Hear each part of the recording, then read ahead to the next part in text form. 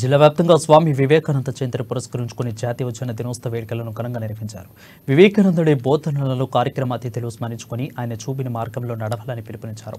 అందులో భాగంగానే పట్టణంలోని వివేకానంద చౌక్ వద్ద యువజన సంఘాల సమితి ఆధ్వర్యంలో జయంతి వేడుకలను ఘనంగా నిర్వహించారు.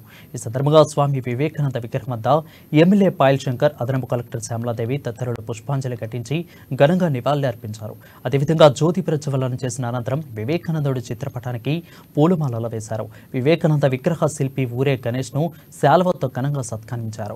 కేక్ కట్ చేసి వేడుకలను జరుపుకున్నారు. ఈ కార్యక్రమంలో డీసీసీబీ చైర్మన్ అడ్డి పోచారెడ్డి, యువజన సంఘాల సమితి జిల్లా అధ్యక్షులు బాలశంకర్ కృష్ణ, బీజేపీ పట్టణ అధ్యక్షులు లాలా మున్నా, పీసీ సంక్షేమ సంఘం అధ్యక్షులు చిక్కాల దత్తు, కౌన్సిలర్లు ఆకుల ప్రవీణ్, వివిధ స్వచ్ఛంద సంస్థల ప్రతినిధులు కేమ శ్రీకాంత్, గణేష్ వర్మ, సురేష్ తదితరులు పాల్గొన్నారు.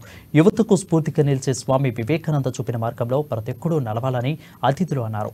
దేశం గర్వించేలా ఆయన చేసిన ప్రసంగాలు చరిత్రలో నిలిచిపోతాయని గుర్తు చేశారు. పూజా కార్యక్రమం ముగిసింది. విగ్రహాన్ని ఆవిష్కరించుకున్నాం. ఎన్నికలు కోడ్ ఉండడం వల్ల బాలశంకర్ కృష్ణ గారు వారిని ఆస్వాదిస్తున్నారు. స్వామి వివేకానంద గురించి ఎన్ని గంటలు మాట్లాడినా, నెలలు మాట్లాడినా, సంవత్సరాలు మాట్లాడినా ఆయన ఇచ్చినటువంటి ప్రపంచానికి సందేశం అంత గొప్ప సందేశం.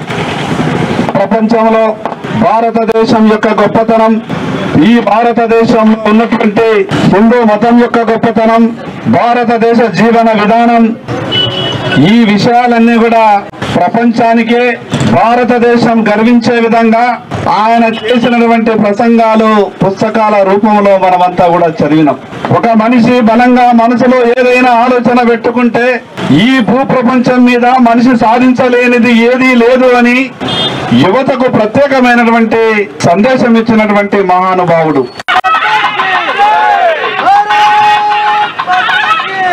జ్యోతి